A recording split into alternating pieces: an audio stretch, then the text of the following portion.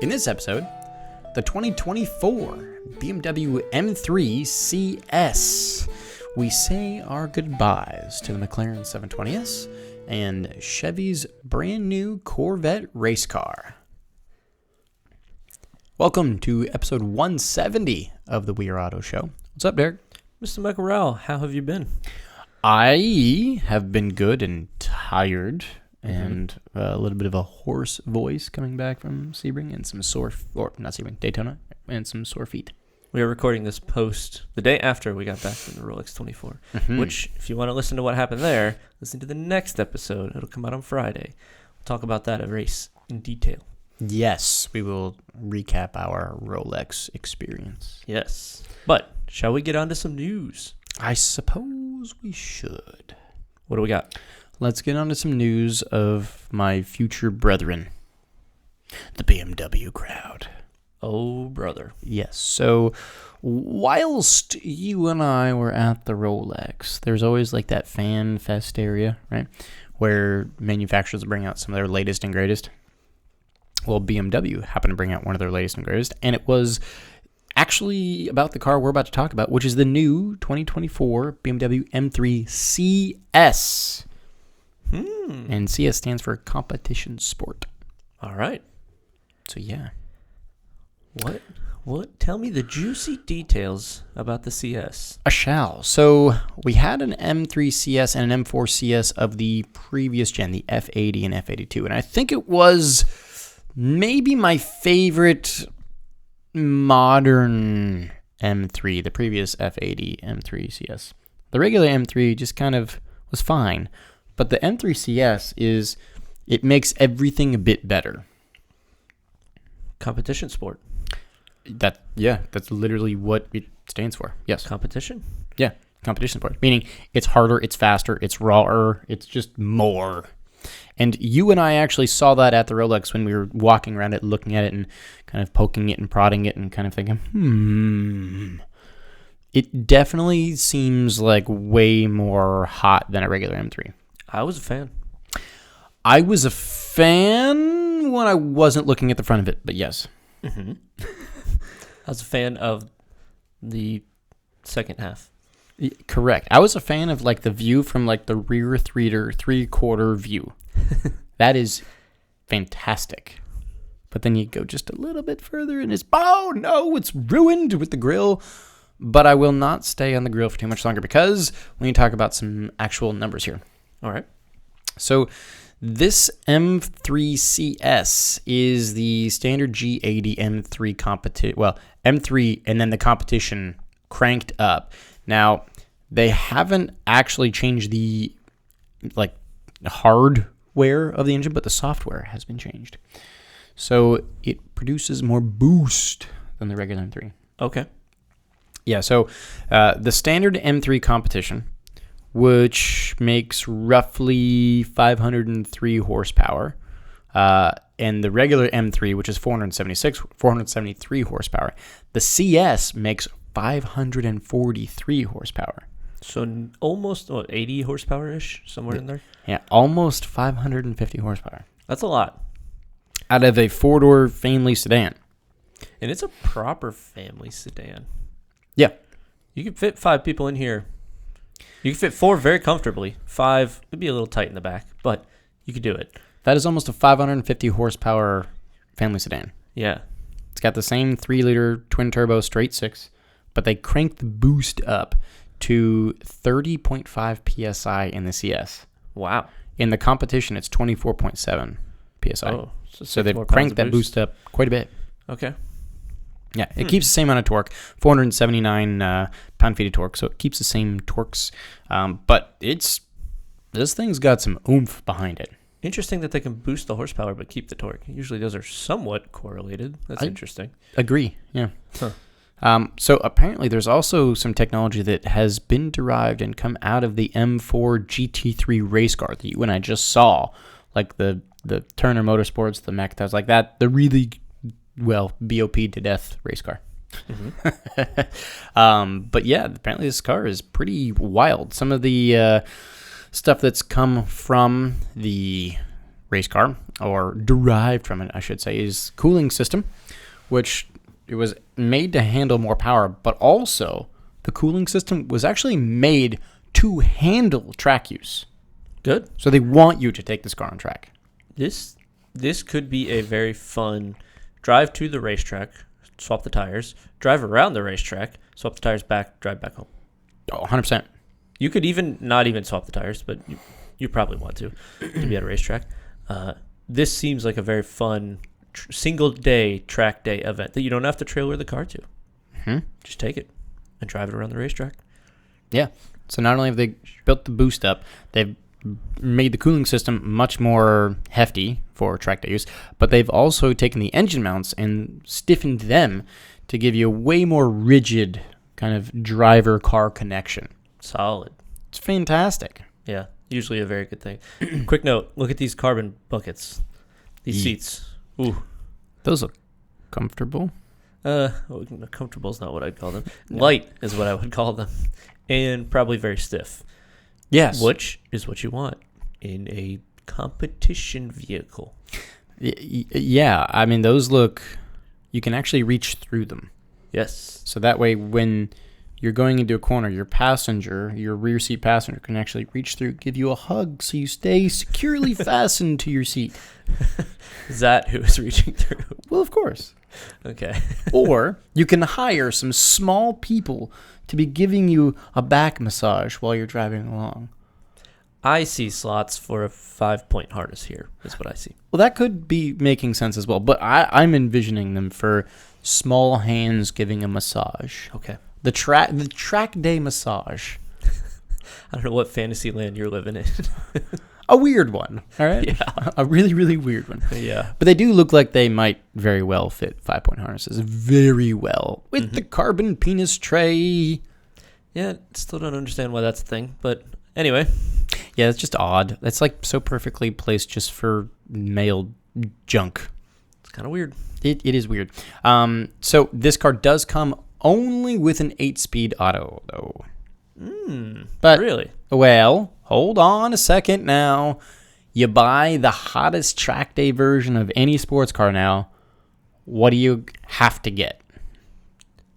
A 6-speed manual. If it's not the hottest version. You have to. You should go get a 6-speed manual. You should, yes. But you can't actually do that if you're getting the hottest version. But this is not a lap time car. Competition sport is what it stands for in the name. Understandable, but it doesn't have a roll cage. It doesn't have a 5-point harness. It has a passenger seat. It has back seats. It doesn't have scaffolding everywhere. This is a modern car.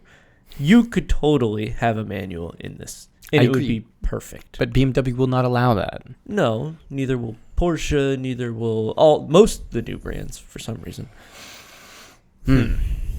Not a fan of that. Me neither. Yeah. Not at all, as a matter of fact. Because you can actually buy the standard M3 with a manual. Oh, that's even worse. So would you rather spend the extra for the more performance and have to get the 8-speed auto, or would you rather get less performance and the 6-speed manual? With a tune. Mm-hmm. Yeah. I'm just saying. I know what I'd do, because for about the same money, you could get the new regular M3 6-speed manual, call the boys at Turner Motorsports, who are like the premier Beamer guys, right? Mm-hmm. And say, hey, boys, Mr. Oberlin and all of you Turner folks, if I supply you with tacos, can you crank this up a little bit? Yeah, that's what I would do too. And what was it, 80 horsepower and 6 pounds of boost? Yeah, 70, 80 horsepower and 6 pounds of boost. So I know there's suspension bits. I know there's engine mounting bits, carbon here and there. Also be replaced. It can. It'd be a little more pricey, but a simple tune on that manual, normal M3, would probably go a really long way towards this car. I bet you would. Yeah, I bet you would. It's pretty wild though. But moving on to its drivetrain. That 8-speed auto is linked to a rear-biased all-wheel drive system. All-wheel drive, but rear bias. All right. And you have different settings where you can make it more rear bias than not. solid. It'd probably punch out. You can certainly slide this car, it sounds like, if you want. If you wanted to. But if you also biased it in the front, you could probably get it to punch out of corners really good. You could, which actually lends to a 0 to 60 in 3.2 seconds. Quick. For a 4-door family sedan ICE engine. That's quick. That's quick. It's not in the 2-second mark, but it's not an EV. So you don't need any more than 3 seconds. I could argue you don't need any more than 4.5 seconds. Yeah. It is bonkers fast at that point. Yeah, like anything faster than 4.4 seconds 0 to 60 is properly scare you to death quick. Right. But let's talk about price. Okay. It starts at $119,900 or $695. $120,000 starting. Excuse me? I'm going to repeat myself. So that is $120,000 of a green, funny-looking grilled, snouty M3. Oh boy, that's too much. Yes, but to play devil's advocate, your regular M3s are not far off the 100 mark. So you have 20 grand to play with. You know what? Just for fun, let me Google the base price of an M3 manual. Yeah, because if you have 20 grand to play with, I would love to get a base manual, give Turner Motorsports 20 grand, and see what they can do with that car. Because they would make that car pretty darn good for a track day with 20 grand. Wow. Why would you buy the CS? What's the normal one? I just quickly did a Google here. If I just read this correctly, the base M3 with a 6-speed manual starts at $74,300. Oh my gosh. 50, almost 50 grand? to 25 to 50,000 or 45 to 50,000. What? Whoa. Well, okay, so here's what you do. You buy the base BMW M3 manual, and then you take the extra 50 grand and buy a spec Miata race car. Yeah. And then you go race it in like World Racing League or NASA or SCCA or literally any race series ever. Mm-hmm. Then you buy a second one. Mm-hmm. And then you have a team. You could buy an entire team in MX5 Cup for under 100 grand. Team, crew, ready to go, car, all specced out. That is pretty wild. That there's a 50 grand difference between 6 boost and 80 horsepower for 50 grand. I'm pretty sure if you gave the Turner boys 50 grand, you could have the most insane G80 M3 to exist in the known world. You would nearly have a GT4 spec M3. You know what? Hold that thought. You probably would have nearly a GT4 spec M3, which, if this car is to be a competition vehicle, you're not damn far off. You're $196,000 for an M4 GT4 race car, like a proper, like from BMW FIA spec race car. Wow. Okay. So, what should the price of this have been? 90? 100. 100? Yeah, I think 20 grand from where it's at is about right. Here's the problem. I've been to some Cars and Coffees and Caffeine and Gasoline. One of the Caffeine and Gasoline here takes place at BMW. I've wandered into the showroom. I've seen what people are paying for new M3s. People are paying over 100 for a regular ass M3. What world do these people live in that a regular M3 is 100,000? This is not a $120,000 car. No, it's not. It shouldn't be. If you really want a new M3, buy a base manual, throw 10 grand at it. You'll have a CS killer. Yeah. And then you'll also have an extra $35,000 to $40,000 to go play with. You could buy and then you can buy tires. Brand new BRZ with the leftover. Correct. and have a ball. Weird. Really weird. It's cool, but not $120,000 cool. Cool car, wrong price. Yep. All right. Shall we move on to some very sad news? Sure. The McLaren 720S is dying. Goodbye. Uh-oh. Au revoir. Bon voyage. Arrivederci. I don't know any other goodbyes. The end of the 720S. Yep. See ya. Bye. All right. It's dead. Apparently, it's actually been dead since December of last year. They stopped production December of, what was it? No, pardon me. Yes, December of, what year are we in? We're 2023. Right. So yes, they stopped production the end of last year, December. So is this the play to make the next generation? It kind of has to be, right? Well, here's the issue, right? So the McLaren Artura, Right. they raced the new Artura GT4 at the Michelin Pilot Challenge race before the Rolex this past weekend, right? Mm-hmm. That was the successor to the 570S. The 720 never got its spot in racing? We saw one racing this past weekend at the Rolex. Right, I thought so. Yeah, but it's GT3. They never made a GT4 version of it. Okay. Now, moving on back onto the Artura, that is a smaller car. They went from whatever was in the 570, I think it was a turbo V8, to the hybrid V6 in that Artura. Apparently, the McLaren 720S, they haven't actually announced a successor. Like, they haven't actually said what the next car is going to be. But apparently, the new successor is already sold out until 2024. So you've bought a car, but you don't know what you've bought yet. What? Can we just get into the mind of the consumer psyche? Because what the hell is going on? What? I mean, this is the McLaren consumer, so I don't Yes, know. but what is going on? I'll take another, please. I don't care. It will be good. I'll take another. Surprise me, bartender. Yeah. Make it Whoa. nice and pretty. Whoa. What? Maybe they just haven't really... Do you think there's a lot of, like, we'll slide this under the table, this note that says, here's the name, here are the specs, but don't talk about it. We have not press released it.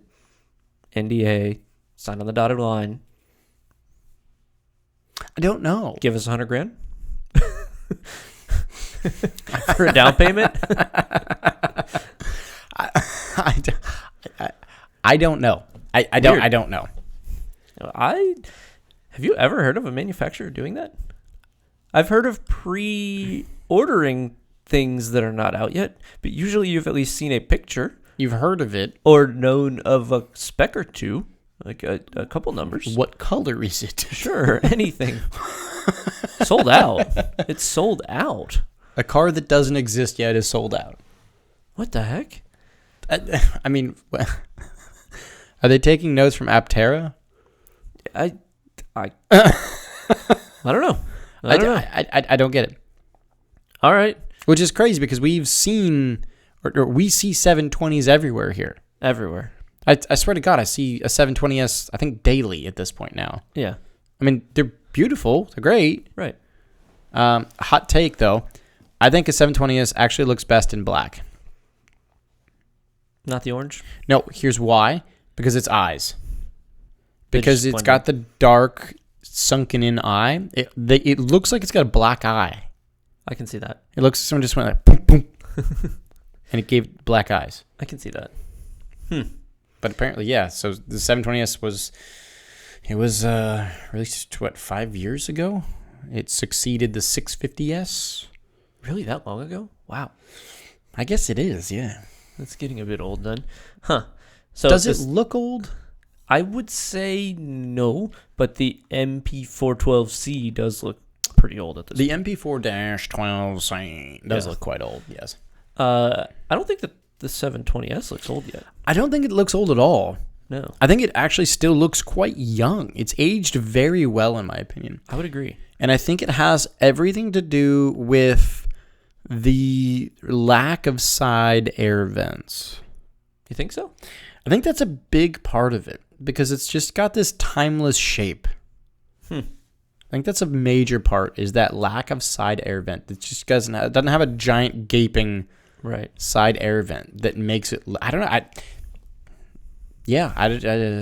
I like them. Yeah. No, I like them in black, but I like them. Right. I do see what you're saying with the lack of the side air vent, though. Huh. Yeah, just still makes it young looking still. So do you think that the next one that comes out will be a hybrid? Yes. Okay. Do you think the next one will be all EV? No. I think you're right. I think the first all EV that McLaren releases will be the successor to the Artura. You think so? I think so. So we have one more ICE car before we get the full EV. Yeah. I think the next 720S will be hybrid based upon how the Artura does. I think they're using the Artura as a test bed for their hybrid stuff, which, if I'm going down that train of thought, is really shitty because the Artura was delayed by like a million years. Because I remember, like, one of our first episodes, it was the 992 GT3 and the Artura were released on like the same day, and there's already like a million 992 GT3s in circulation, and there's been only a handful of Arturas that have been delivered. They are rare. But they shouldn't be. Right, in theory. They shouldn't really be as rare as they are. So I'm concerned about the future for McLaren. What will the number convention be? Because we had this is a 720. I think they're going to go away from numbers. You think so? Because the successor to the 570 is the Artura. It's a name. It's a thing. Right. It's so do you think they're going 970? I don't think it's going to be a number. I think it's going to be the air ventless car. The Artura was the successor to this. No. Right? The Artura was a successor to the 570. The smaller version. Weird. Yeah, weird. But either way, 720 is dead. Goodbye. Okay. Be gone with it. I never want to see it again forever. That's not true. Well, no, it's not true. I do like We'll see a million of them. Yes. Yeah, actually, you know what's funny? The day we came back from the Rolex, I saw one. Of course. Yeah, because they're everywhere.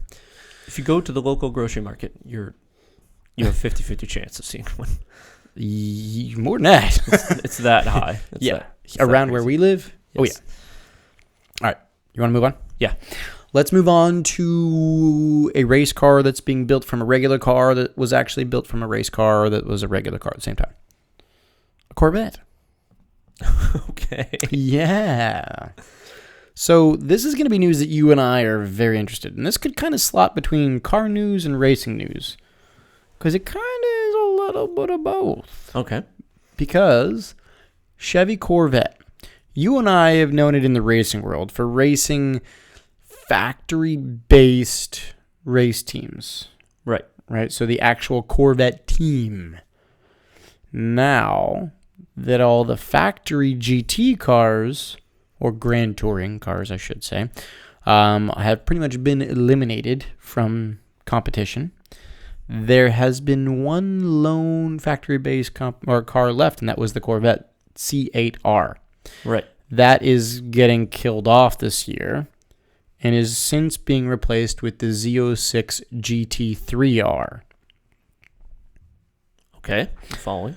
All right. So the old C8R was built to GTLM, Grand Touring Le Mans, or GTE spec, however you want to describe it, which was that manufacturer spec that was very different than every other race car, right? And it really didn't share hardly anything with a standard road car, like almost nothing. The standard in racing right now is moving away from that and over to GT3, Grand Touring 3. Yes, which is the spec that will work across basically all the series. Everybody said, we'd like to unify. We'd like to make it so if you buy one of these cars, you can race it anywhere in the world. Yep. Is that what we're doing here?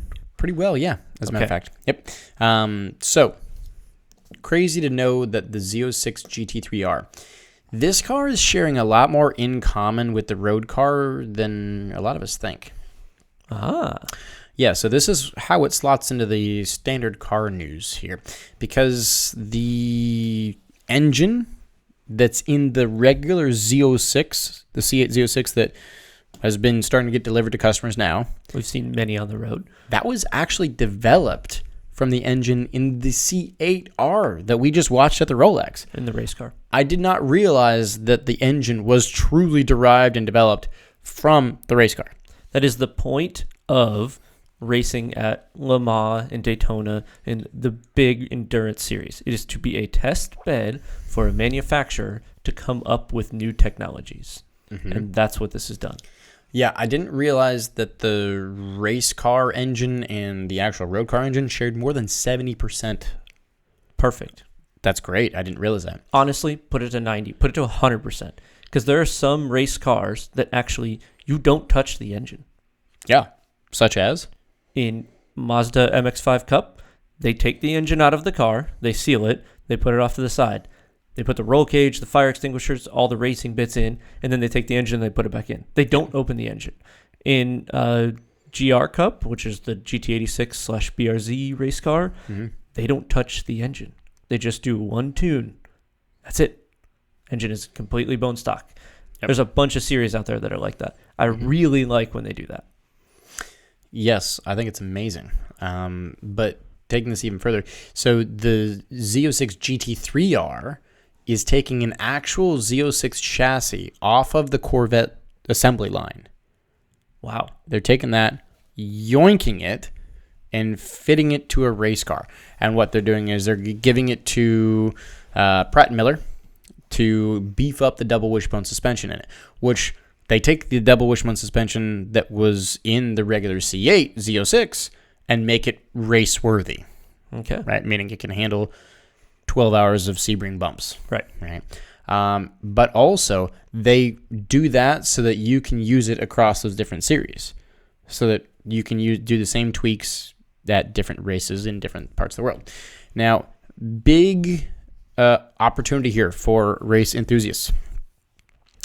Because the new Corvette Z06 GT3R is a GT3 spec car, and the Corvette factory effort is now done, that means customers can buy this car to race it anywhere in the world. Right. Anywhere that races GT3 spec cars can now race the Corvette, whereas before that was not the case. The only place you would see the Corvette was in the GTLM class that used to exist in IMSA and the GTE Pro class that existed that exists in the FIA WEC, the World Endurance Championship. Right. So now you can see this car. That's IMSA. We watch the WEC once it goes to GT3. You'll see it at Spa 24. You'll see it at Bathurst. You'll see it at the Nürburgring. You'll see it in GT America, DTM, 24H, all the SROs, Creventic, like every series that runs a GT. Was it BTCC runs GT3 spec cars now, don't they? I think they might. I think they do. Yep. Right. It's wonderful. It's exactly what should have happened. Ideally, it would have happened right when IMSA swapped over. Seems like they lagged behind a little bit. Yep. But they've gotten there now. Mm-hmm. Yeah, I'm stoked. Apparently, this is supposed to be ready for the 2024 Rolex at Daytona. Perfect. Happy to see that. Yeah, that's super cool. And I'm a fan of when they take all the actual car itself and make it the race car. And if we're actually looking at this picture right now, that actually bears a striking resemblance to the race car picture that we saw. It really does. It lacks a bigger wing and a little bit more flared arches, but right. I mean, when you actually take that and you look side by side, that's really not a whole hell of a lot different than the race car. Mm-hmm. And did you notice I noticed in this photo here, the paint has all the little Corvette badges. The Stingrays. Yeah, and it blends in. That's cool. Yeah, can dig. Neat. So yeah, that's the new Corvette Z06 GT3R. Stoked to see that in your favorite GT3 races. Mm-hmm. You got any more news? I do not. All right, so that's going to wrap us up. Thanks so much for watching and listening. If you're watching on YouTube, please leave a thumbs up, subscribe, and drop a comment. Let us know Where are you most excited to see the new Z06 GT3R race? Are you excited to see it at Nürburgring, Bathurst, Spa? Let us know. If you're listening on audio, let us know as well, but do that via social. Send us a message via Instagram. Instagram is weareauto_. Facebook is weareauto. YouTube is weareauto. And our website is weareauto.io, where you can go to catch some of your favorite past races. So thanks again. Catch you guys on the next one. Peace.